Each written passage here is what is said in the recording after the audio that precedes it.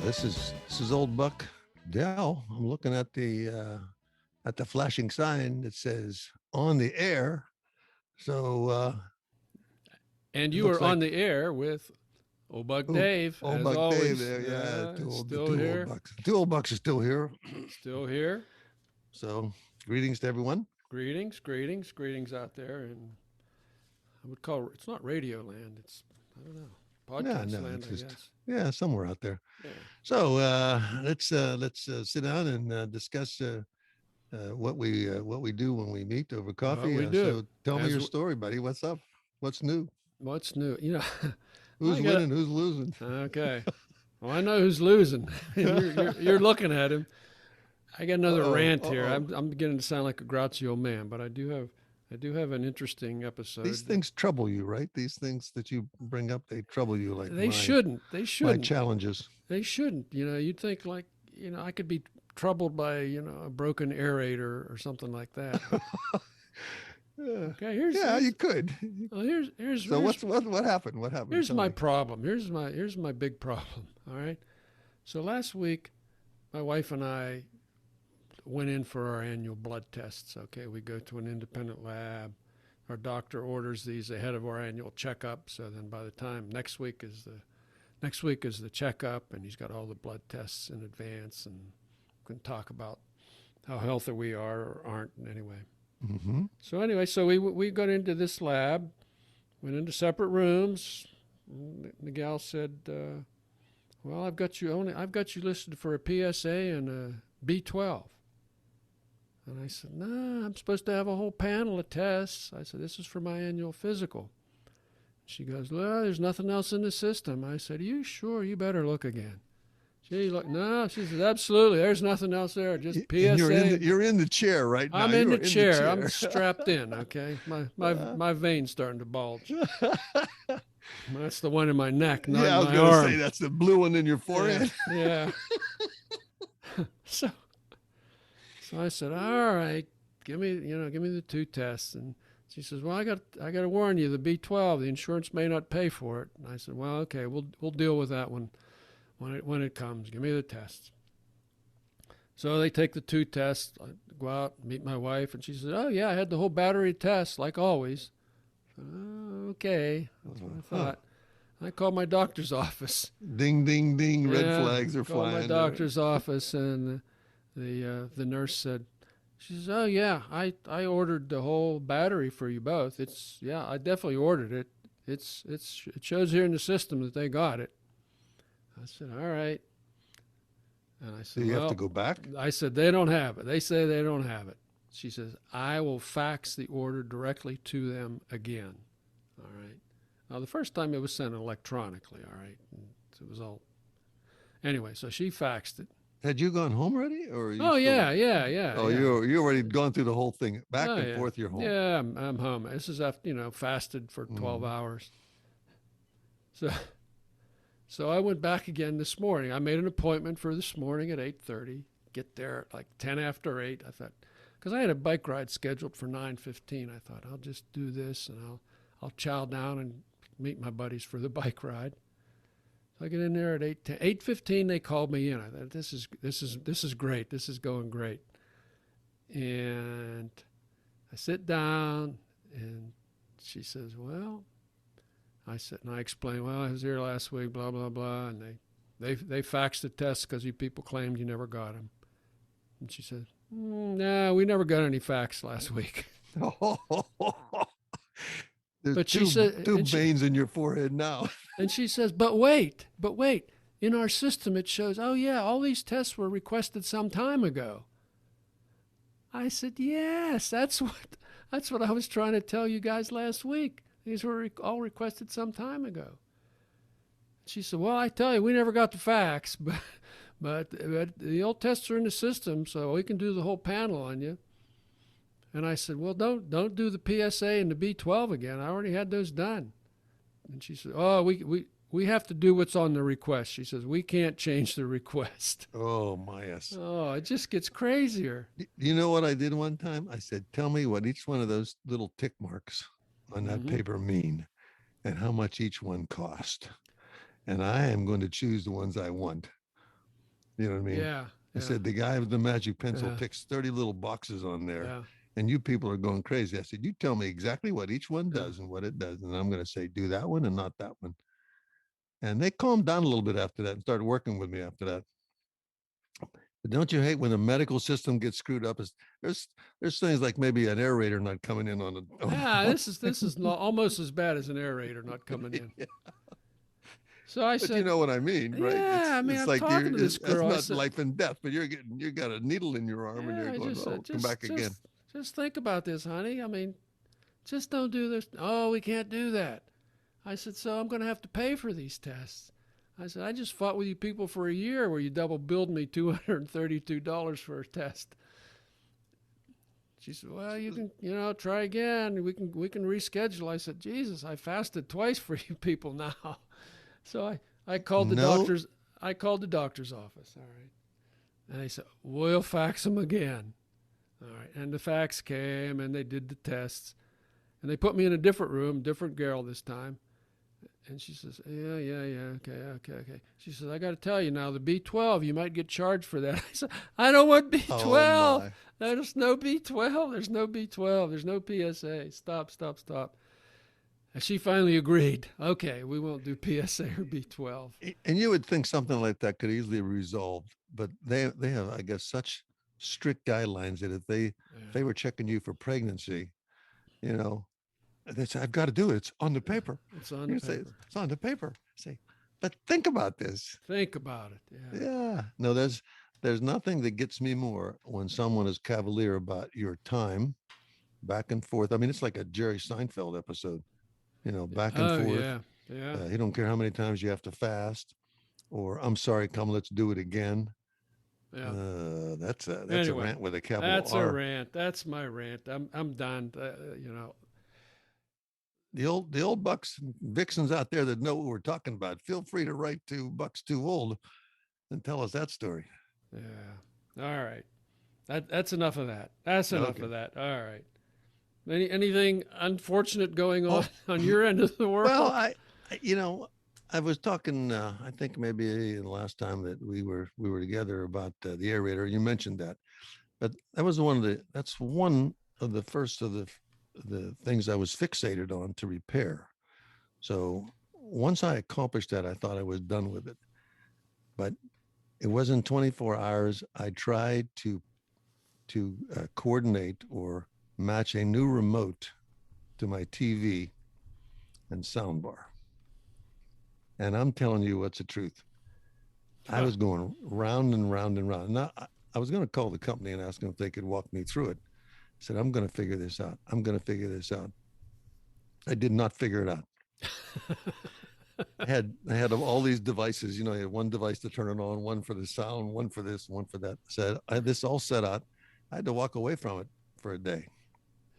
So came back the next day. I started playing with this remote control again. And I said, I'm going to figure this out. So now I'm swapping remote controls. I'm trying all kind of things. And they keep saying no signal. So now I said, well, what could I have done wrong? So I go back and I start thinking, well, let me try this. That's not it. Let me try that. That's not it. So finally I switched HTML, HTML, those little connectors, the HTML connectors on the back. Yep. Yeah. So finally I was trying to do it on HTML2. It turns out it's on HTML3. You mean HDMI, I think, but I know what you mean. Yeah, you know what I mean. I've been down that road. HTML. so I'm back and forth, and I'm actually getting upset about this, that I can't resolve this. So I get that far, and then I start working with remote, and then after the normal hour and a half or something, I get it to finally work, and it's able to control all those things. But see, you did it. I lost sleep over that. I mean, I said, why can't I figure that out? And you don't want to call the people because they charge you like $75 to come. So, all right, I resolved that issue. Aerator, remote control. Yeah. And then I decided I was going to check the air in the tires because I thought they were riding too hard. So on your TV or what? On the car. On the car. Okay. So aerator. So I'm thinking I'm done with all these little piddly things. So I said, this is a straightforward thing. Check the temp, check the air. I go out And I said, that's a little bit high. So I load a little air out of this one, a little air out of that one, a little air out of this one. I said, that ought to do it. I said, wonder why this one is so low. Oh, my heart sunk. Ah, So I run my hand around the tire. Yes, there it is. there it is. Big giant Spike. screw. Yeah, big screw Ah, head is sticking out in the middle of the tire. I said, oh no. So now it's after 5 o'clock, so I'm not going to get that fixed, right? here's the good news. This is what happens, and I'm still now I can't We sleep don't have to again go one to more night. work. Yeah, yeah. So I said, oh my. So they open at 7 in the morning, and I'm hoping I have enough air in the tire to go ahead and get this thing fixed because it's a short distance from the house. So finally, I managed to do that. I managed to get it fixed, and they plug it. And a lot of times, if it's on a sidewall, you can't get, they won't fix it. You have to get a new tire. Yep, absolutely. And who could stand the stress of having 3 tires and one that didn't match? Oh, I mean, you could you? not live with yourself if you had Jeez. if you had one tire with a Oh. different brand or a different look to it. I mean, you would have to buy 4 new tires, even though the other ones were basically brand new. It couldn't stand it. Couldn't stand it. Couldn't stand it. I know people right now are rolling their eyes. I know a couple of old bucks out there. Well, you're looking at one of them.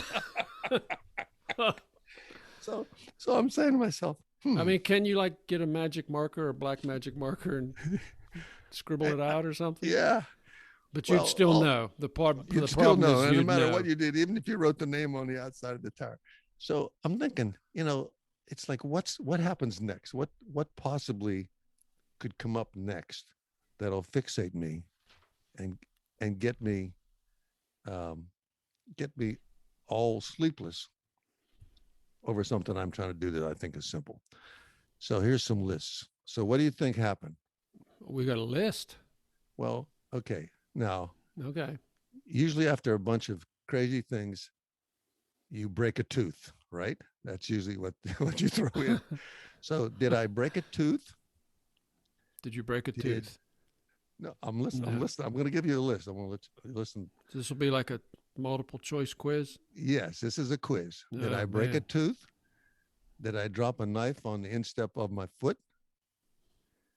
Did a close friend of the family die? Or is there blood in my urine? Oh, jeez. I hope you broke a tooth. So one of those things happened. So I'm not going to tell you which one it was until next episode. I'm going to leave that hanging. You've been mud wrestling again? Just No, get your kidney scarred or what? what happens? It's always something. It's always always- something. It's always something. Yeah. So Christ, there's not enough melatonin for you, buddy. not enough melatonin.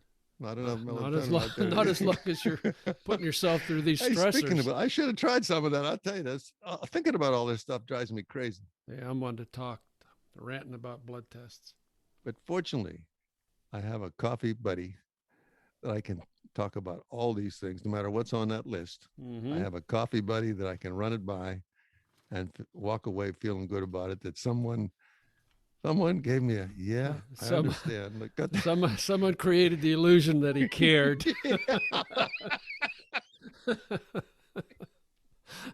Somebody snookered you. When you always pat me on the back and say, "Yep, you're going to die." And so, Yeah, you're gonna die someday. Yeah. anyhow, that's my Yeah. that's my story. And as promised, here's part 2 of our interview with vintage vixen Judith. Any teachers in college that still? Well, yeah, the teacher, or my drama teacher, she really changed my life.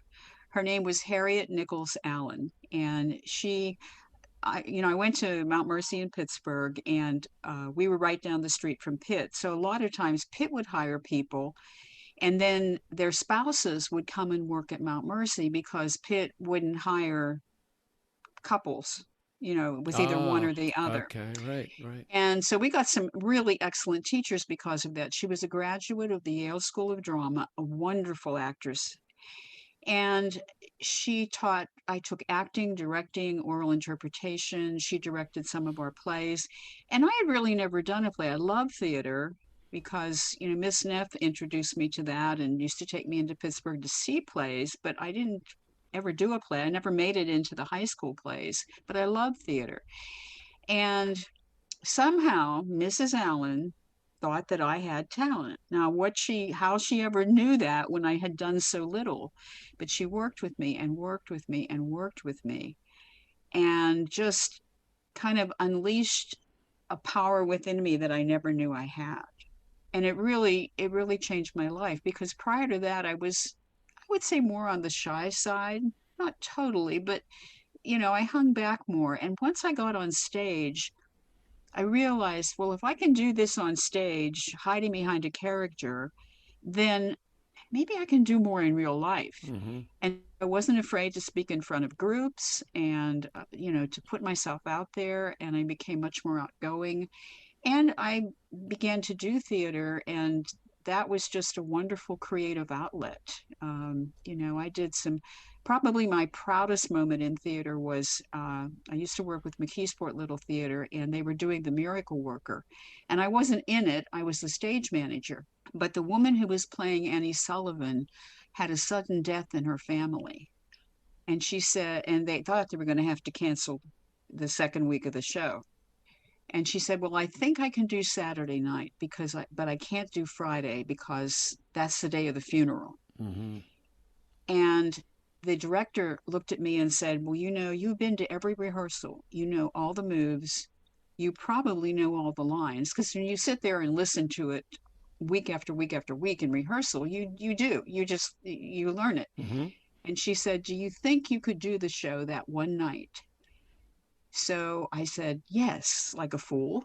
And so I studied and studied and studied as much as I could for a couple of days. And then we had one rehearsal on Thursday night, and I did the show on Friday night. And that is not an easy show to do. There's a fight scene with Helen Keller, and, it's just a difficult show, but I did it. You did it. And I listed on my resume because I did one performance. And just had some other really great experiences in theater. Haven't done anything for a long time. The last thing I did was Harvey here in Greensburg. Maybe someday, Mm-hmm. I'll do it again, but if I can still remember lines, I don't know at this advanced stage. I don't know, but tell me about theater was just a real blessing to me. Really changed my whole life. So Mrs. Allen, God rest her soul, was the woman who somehow just made a difference. Knew what to do, isn't it? Yeah, it's, made a big it's amazing difference. how a single person can make a difference in your life. Mm-hmm. And if you get a half a dozen people like that, wow. Yeah.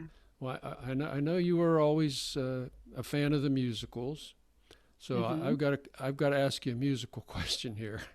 Okay. Beatles or Stones? Which is it, Judith? Beatles. Beatles. All right, good answer. There's no wrong answer to that one. You have any favorite LPs or albums, as we called them back then, or any? Well, I was always the odd kid who wasn't that much into rock music and things like that. Mm-hmm. I was in love with Robert Goulet, and I had all of his albums. And I went into Pittsburgh. He and his then wife, Carol Lawrence, did a concert tour. And that was back when the Civic Arena was still used by Civic Light Opera and was more of a theatrical venue Right. than a sports venue. Right. And I went to see him in person, and I think I had seats in the second row, and I was just in heaven. There So, you go. and I always liked Broadway show tunes. I had when there were still LPs, I had tons and tons of LPs. I don't have many now because it's all either online or CDs. Yeah. But So do you have any favorite musicals from way back when or recently? musicals? The I Music can't. Man. Oh, well, I have to say The Music Man, because that was the first one I ever saw. That was the one Miss Neff took us to in Pittsburgh. I Oh, think yeah. Dell was And, with you. Oh, yeah. I think he Yeah, was with with you. Forrest Tucker. Yeah. Yeah. That was the real one then. We still had trouble there in River City. Yeah. That was actually quite exciting. I mean, it was amazing to see that downtown. Oh, yeah. Where did we see that, Judith? What was the name? Where? Yeah. The Nixon Theater. the It's Nixon no thing. longer there. Mm. Yeah. Here's a loaded question. Do you have a favorite TV quiz show? Oh, This is something that's a gimme. Jeopardy, of It course. is. Of course. Yes. Yeah. All right. Yeah. Of course. All right. Tell everybody about Jeopardy here. Well, Judith was on Jeopardy, folks. yes, I She was. met the man. Yes, I did. I have a picture of me and Alex. Oh Yeah, my. it was a great experience. I tried out back when you still had to do it all in person. Passed the test, and they said, well, if you can come to an audition, what's your preferred city? And I said Pittsburgh. Later that year, they came to Pittsburgh. I got a call, went down to the DoubleTree Hotel, and they make you take the test again, I guess, just to prove that you really passed it on your own the first time. And they get you in a big room and they interview you. And then they have you play like a sample game. They're looking for people, I think, who are not just smart, but who will be interesting enough to watch on television, that won't freeze up, that, Oh, yeah. Yeah. will play the game and Yep. not be too serious, take it seriously, but not too seriously. And so, Yeah. I did my best, and I thought I did all right. And somebody said, well, they asked if you had any questions, and somebody said, well, what's the very soonest we could be called? Well, lo and behold, about a month later, I'm out to lunch with my dear friend Elma, and my phone rings. And normally I try not to answer phones in restaurants and things, but I looked down, and it was from California. And I thought, well, I know a lot of people in California. Maybe it's something, maybe there's an emergency and one of my friends in California had something happen. So I answered, and it was Jeopardy.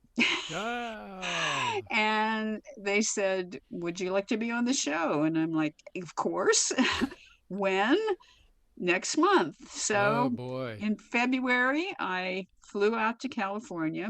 My husband doesn't like to fly, so he didn't want to go with me. Elma went with me. And because it was winter, we actually flew out a couple days ahead of time, because I thought I would just die if I got picked for Jeopardy and then snow kept me in Pittsburgh. Oh, so yeah. so Right. they tape on Tuesdays and Wednesdays, and so we flew out on Saturday. Sunday just kind of hung out and went to mass and had dinner and did the tourist stuff and everything. Mm-hmm. And no, I guess it was Monday and Tuesday, because then Monday, went for the taping. It was just great. I mean, they treat you like royalty, and they tell you just being here is an honor. Most of Right. you are going to Yeah. lose today, Mm-hmm. but so many people try out and so few people get picked. And so just try to enjoy this experience as much as you can. They do professional makeup. I will never look that good again. You sit in the audience while the other shows are taping. I think they do 2 in the morning and then 3 in the afternoon. So they do a whole week Oh, they in do a one whole day. week in one day. Yep, Oh, I they didn't do a know whole week that. in one day. Okay. And they tell you bring 3 changes of clothing, because, if you get called back, you want to be in something different. And they said, and if you're on a fourth day, nobody will remember what you wore the first day. So you just go back to outfit one. And so, I watched the first one and the second one, and so after the second taping, we all went and had lunch, and they kind of keep you secluded.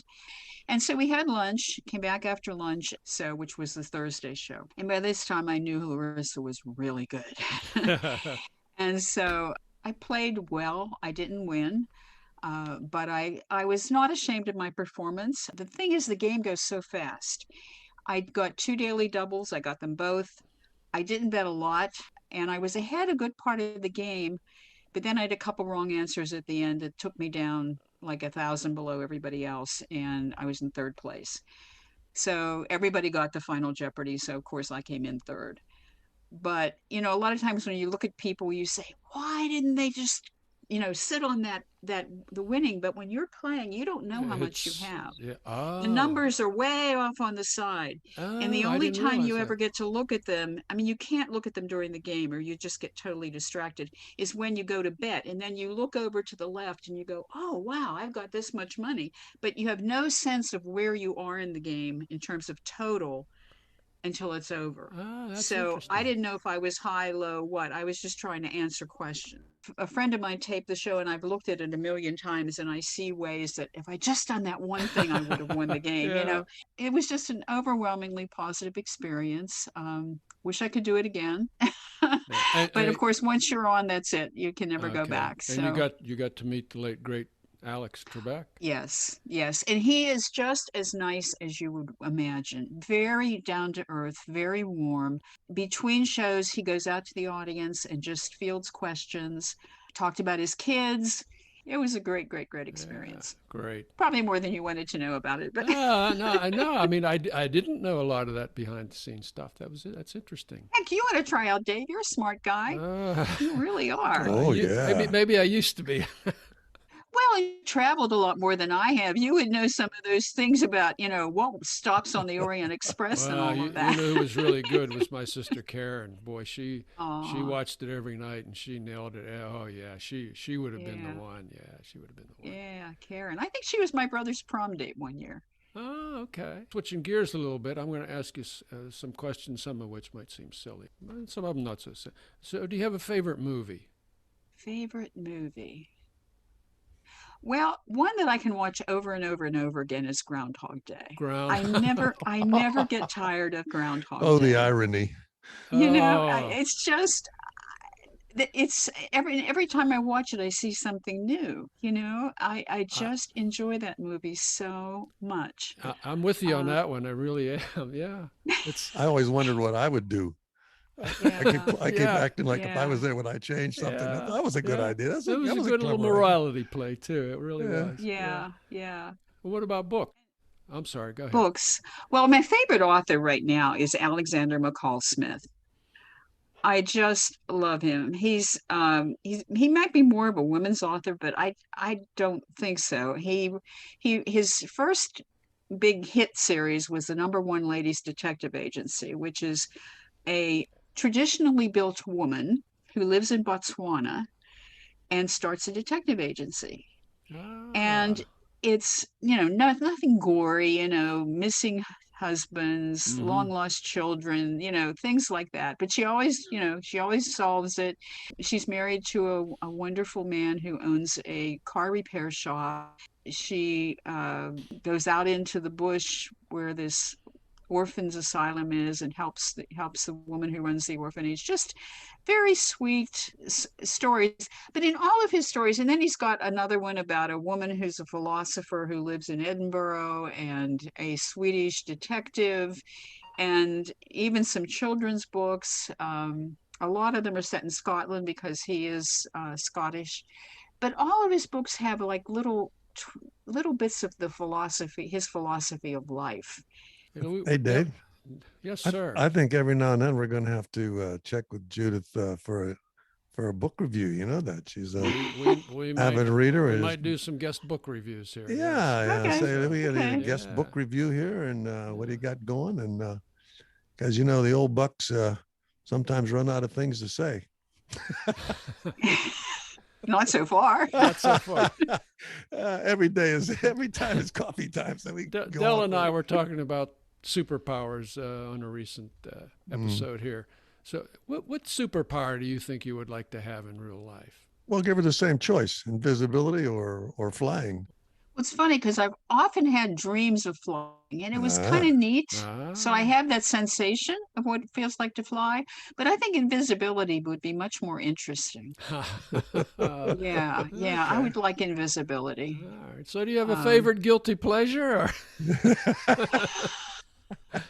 You don't have to answer that. yeah, no. Dark chocolate. Hot okay. There you go. Like, hey, Good what's answer. happening to the chocolate covered strawberries there? It Yeah. seemed to be Although I've disappearing. been I've been really good. I have to say, I during the pandemic when everybody else was gaining weight, I was losing it.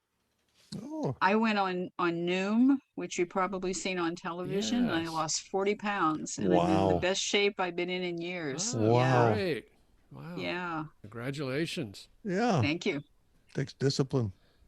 So here's another question. A person or persons that you'd love to have dinner with. It could be living or dead. My paternal grandmother, because she was the one grandparent I never got to know. Oh, And she okay. must have been quite a woman Uh-huh. to do what she did and make her way alone Yeah. to this country. To the new world. Uh, Yeah. and she's like, I don't even know people who knew her who could tell me much about her. And except for my father, and for some reason he never talked too much about her. And I would just love to know her. Yeah. Okay. Hey, listen, anything on your bucket list that you have to do before you move on? Gosh. Hey, Judith, Maybe you've done them all. I you don't don't have to. know. Yeah, no, you don't have to Well, other struggle than with go that to one. other Hey, than get to Slovenia, I do want to get to England. You know, for some reason, I love travel, but I didn't do that much when I was single. And then I married a guy who hates to travel. Oh, And okay. I love him, so I never travel So by you didn't travel. myself. Okay. Oh, that's great. Well, hey, listen, it's been a great interview with you here. I appreciate it, Dale. You feel free to chime in here. You're oh, I'm just pleased to hear her voice, and I mean, I knew a few of these things, but Judith is just a super person, Oh, well, thank you. and I really, I'm a firm believer in talking to people and greeting them, and Yeah. But you know, I think we have a super class. I don't know of too many high school classes that have stayed in touch as much as ours has. right. That's that. You know, even if it's only by email. And you know, even people that I wasn't real close to in high school, you know, we check in on each other every mhm. once in a while, Yeah. and Mm-hmm. there's still that camaraderie that has lasted all the years. A lot of smiles and laughs. I can tell you, when 4 or 5 people are together, there's definitely a lot of smiles and laughing, Yeah. and everybody's happy to see one another, and very happy we're doing as well as we Yeah. are for as long as we can. I'm Okay. thinking, Dave, we'll have to give you a buzz or contact you, Judith, and maybe give you a book report, or maybe you have some thoughts, and you can just fire it over to Dave, and you're always welcome on the old Bucks, in my view. Oh, well, thank you. I will keep sending comments by email, and you're one of the highlights of my week. You'll be one of my few contacts with the outside world. So, And you are vintage vixen number one in the hearts and minds of all the Bucks. well, thanks. So I appreciate that, guys. so thanks very much, Judith. Take You're care, welcome. You and too. we'll get you on again for some book reviews. We Okay, promise. All sounds right. good. All All right. righty. Adios. Okay, that was our first interview with Vintage Vixen. Vintage Vixen number one, as we like to think of her, Judith. And having said that, the next thing I'm going to say is this is Old Buck Dave saying it's time to go. Yeah, this is old Buck Dell saying goodbye. What a pleasure it was. Adios, dos vidania, auf Wiedersehen, Yeah. and all that stuff. And all What do they say down in Eswatini? Salagatle Sally, or Humbagatli. I love the sound of that. Take care, folks. Bye-bye. Bye bye.